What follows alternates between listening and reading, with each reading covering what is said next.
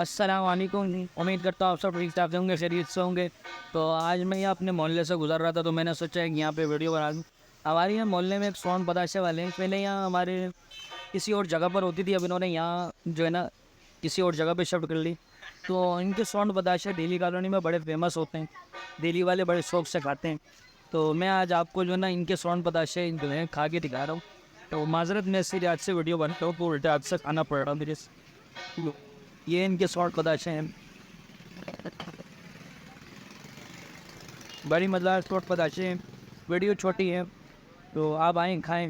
یہ ایڈریس میں نیچے مینشن کر دوں گا، تو ویڈیو کو لائک کر لیے، سبسکرائب کر لیے چینل کو۔ ملتے ہیں کسی نیکسٹ ویڈیو میں، تب تک کے لیے اللہ حافظ۔